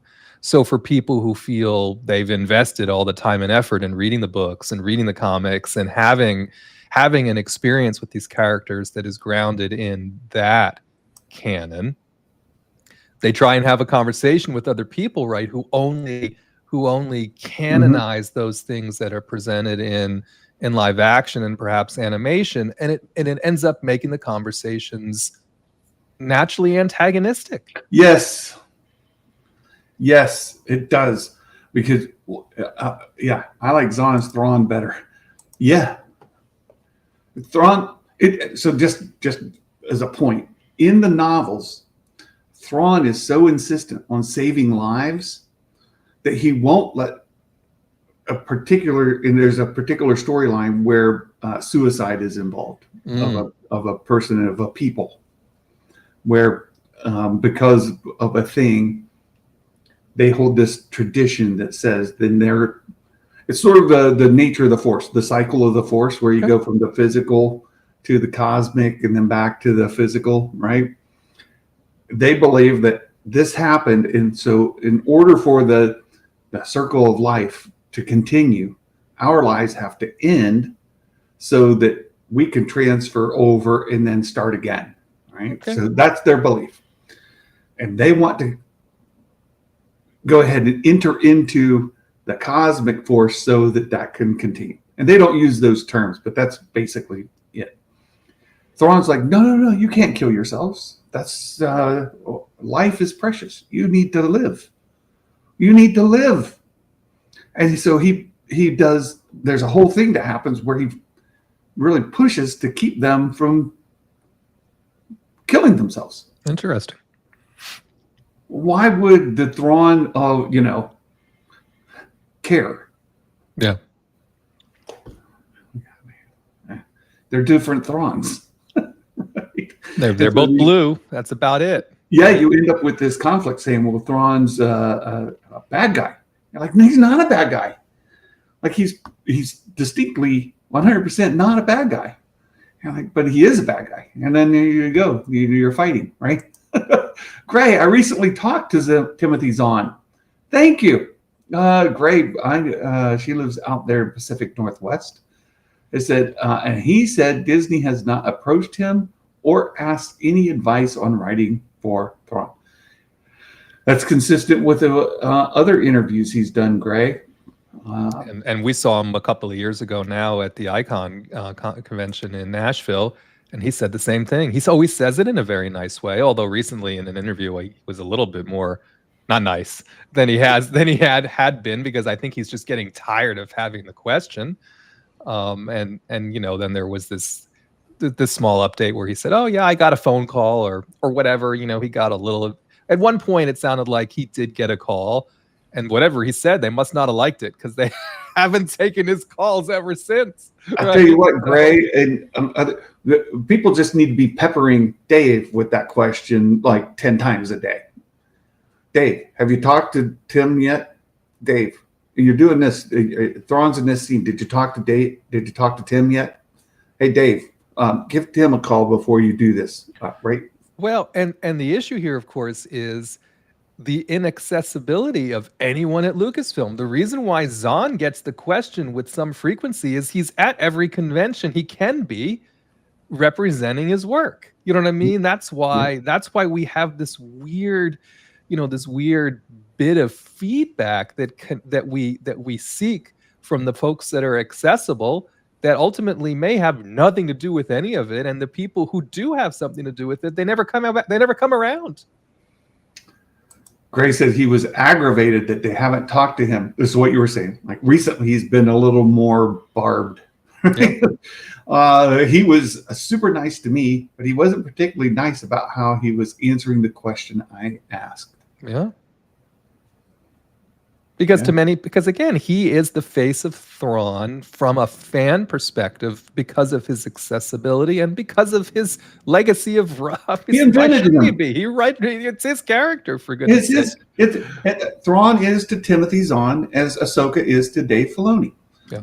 So why wouldn't Timothy Zahn have the same authority and the same involvement in telling Thrawn's story as Dave Filoni has in telling Ahsoka's?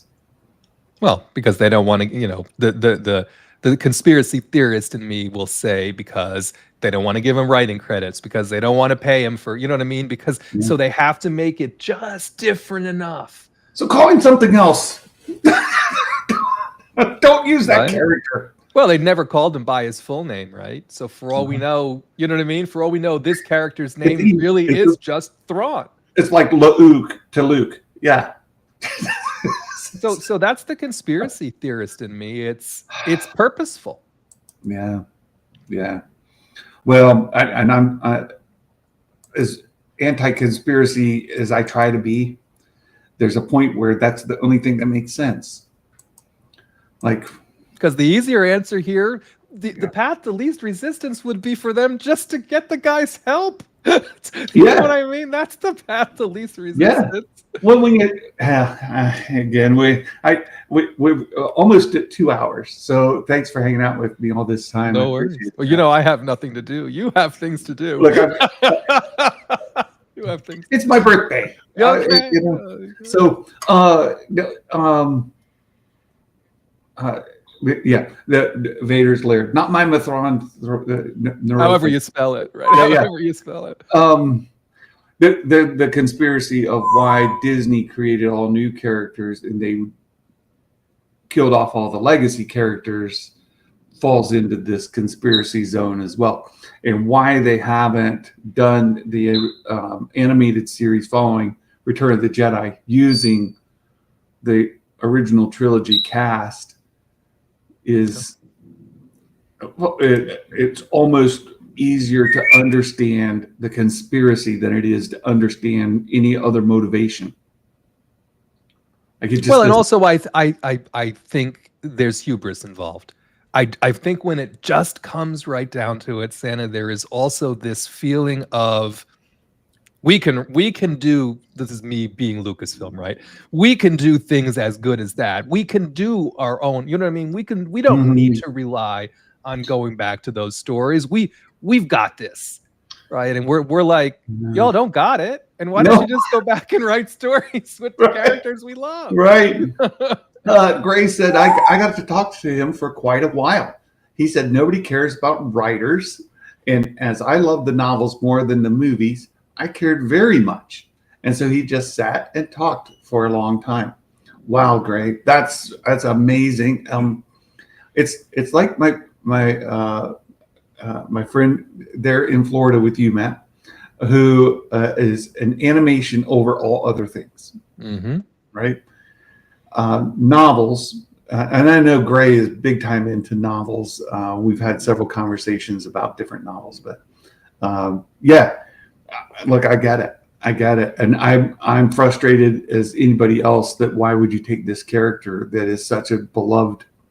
It's the fear. I'll get to Gray's other comment, and then I want to say this. Dave Filoni wants him to be a full bad guy, is what I think. Timothy's does not write him like that, and so he has not asked for his advice. Thrawn is a genius and needs a genius to write him correctly. Filoni isn't willing to admit he isn't up to it. But one of my concerns, and we keep getting people who want them to go tell, say, KOTOR. Yep. Right? Let's do a KOTOR movie. Let's do a KOTOR. Like, be careful what you ask for. Right? What if they do a KOTOR and they don't tell it faithfully, or whatever we would, right. what people would consider to be faithfully, right? That's a good term. Yeah. What if they did that? You know, it's guaranteed at this point they're gonna do. This is where I'm like, I think part of the reason why a lot of us loved Andor as much as we did is because he told the whole new story that you know what I mean? He told the story the way he wanted to tell a story. He made that, you know what I mean? He made that story up. He kept to it. He didn't have to go back and do nothing faithfully to nothing. You know what I mean? He proved he got it, right? Or he had the capability to tell that story. And I always, again, when people talk about KOTOR or any of these other things, I'm like, they're gonna screw it up. Well, so I brought this up to Meg, and I've brought it up to several people.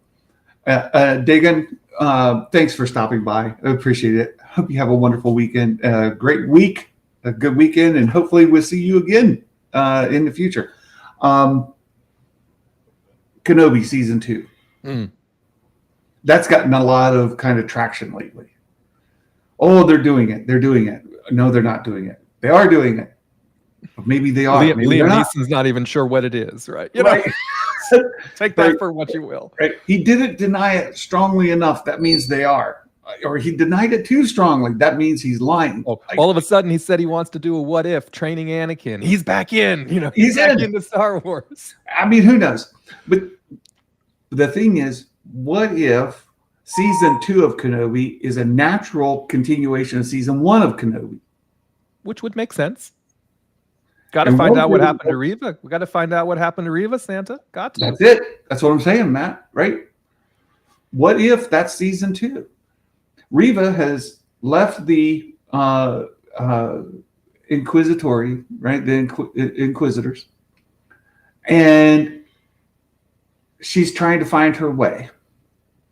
She needs a mentor. Yeah, Kenobi trains her. She lives in his hut. Why not? Everyone else is taking a Padawan, including Maul, apparently. Right? Yeah. So what if that's the story, and you've got Qui-Gon there helping guide Kenobi in training Reva? What if that's season 2 of Kenobi? Is that the season 2 you want? I'm good. I'm good, Santa. I'm good. It's all right. I don't need them ruining a Star Destroyer again. They've done it once. They don't need to do it again. I'm good. I'm good. I think that's what a lot of people would say, right? Because what you do is you get your expectations up that they're going to get it right this time. Why? Why do you think that? Where does that hope come from? Like we know Star Wars is all about hope, but where does that hope come from? Well, I hope they would not get Joby Harold to write it again. That would be my hope. If we want to talk about hope, it could be, yeah. The Stanleys. Reva goes to the Path and meets Ventress and Voss. That is just as likely, or more likely, especially given the way that the Tales of the Underworld, the Tales of the Meh World, I call it, right? The Tales of the Underworld thing just left with the Ventress of it all. Sure. Yeah. I mean, that's far more likely. Even she's got a Padawan now, by the way. See, everyone's doing it. It's very much in vogue against him. It is. It is. No wonder what's his name in the Acolyte wanted one so bad. It's like everybody else has one. Why can't I take this girl? Left out. Feeling left out. But why would you want to take a story? I feel this way somewhat about Thrawn and where he's going. The Thrawn I know from the novels. Why would you want to take him, put him in somebody else's writing? Why would you want to take KOTOR? Why would you want to take Revan?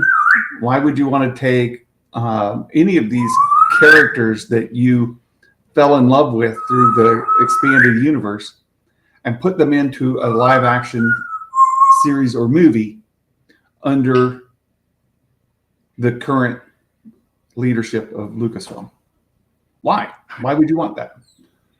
Like hold on to the thing you love, yeah, and keep it precious, right? Keep it precious, keep it to yourself.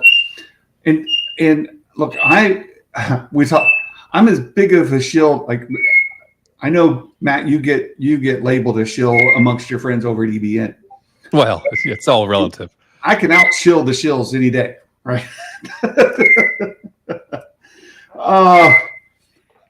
Listen, I'd rather see Skeleton Crew season 2 before I'd rather see, and I love Ewan McGregor, right? I mean, but before I'd ever wanted to see a Kenobi season 2, give me Skeleton Crew season 2. Part of the reason why I found that series to be so enjoyable is, guess what? It was a whole bunch of new characters again. And one pirate that you wouldn't even know, okay, was in Mandalorian. Who cares? Vane, right? Who cares? Didn't matter, right? And the crux of that whole series was the totality of new characters. Yeah. I love the sequel trilogy. And I unashamedly love the sequel trilogy. I love Rey Skywalker. I love her story. I love her character. I desperately want more of it. Desperately want more of it. A post Rise of Skywalker universe, Star Wars with Rey and Finn, and give me all of it. And you know what?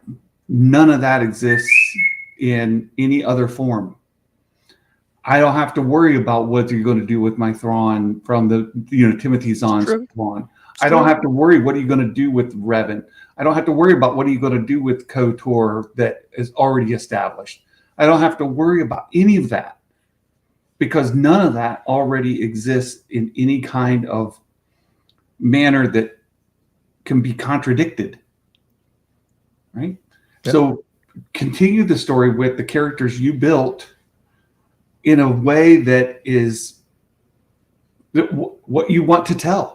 It goes back to exactly what we were saying. You want to tell a story with a character that you think is compelling, then tell that story. Don't use somebody else's story. Don't do that with Kenobi. Don't do that with Reva or Revan. Don't do that with Boba Fett. He's a kinder, gentler Boba Fett. Oh boy, no, let's not even. Let's not even. See what I did there? Kinder, gentler.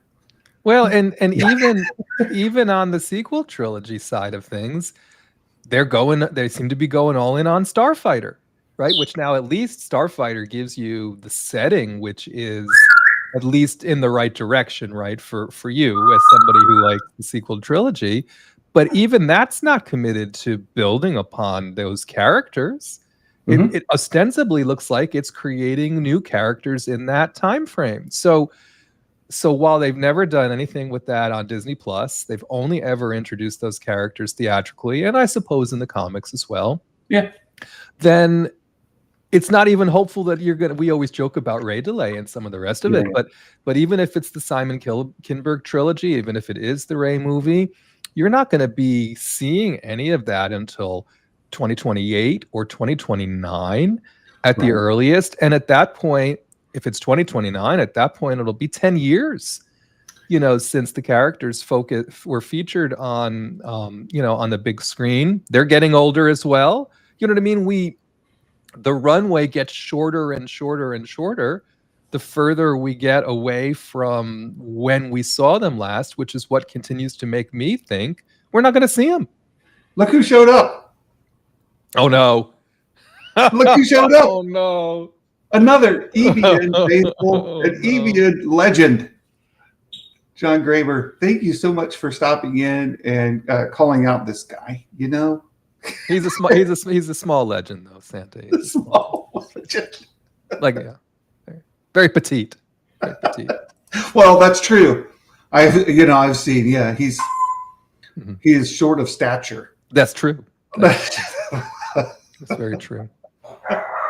Yes. Yeah, it's fantastic. Thank you so much, John, for stopping in. I love it.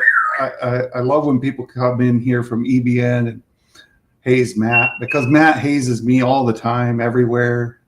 Look, I'm Moth Angel. You saw me. I'm here. I'm Moth Angel. I've been pretty well behaved. You have been really on your best behavior today. I was messaged earlier by Star Wars Fitz. He says, it's your birthday, so I promise I'll be nice. I'm a bad influence on Fitz. I know. I am a bit of a bad influence. It's true. It's great. All right. Well, hey, we've gone a full 2 hours. We have? Matt, this has been great. We had one topic to start with.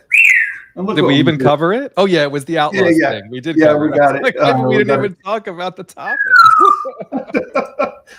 And thank you. I've been messaged while we've been live streaming with happy birthdays. So I appreciate it. I was contacted by a good person that I happen to know really well. Very excited to hear from him as well. So awesome. You guys, thank you so much for the birthday wishes. Thank you for the super chats. Oh my goodness. You guys have been tremendous today. Matt, thank you for the discussion. Thanks for having me. My pleasure. It's been great. What a great day. So I think, Matt, if you want to hang out for just a little bit more, we can hang out a little bit more. Otherwise, I understand. And I'm going to go. I haven't had lunch yet, so I'm going to go put a little. I'm going to go put a little food in my stomach. I have not had lunch birthdays again. All I've had is caffeine. So put something in the stomach. Look, what goes in eventually causes pressure. So understand. It's even faster as we get older, as you know. So totally understand. Exactly. All right. Well, thank you so much, everyone. Matt, we'll talk to you later. Take care. Appreciate you. All right. Bye-bye. Thanks. You guys, thank you so much from the bottom of my heart. You've been tremendous, and I hope you have a wonderful day. And until next time, my friends, Merry Christmas, and may the force be with you always. Bye-bye.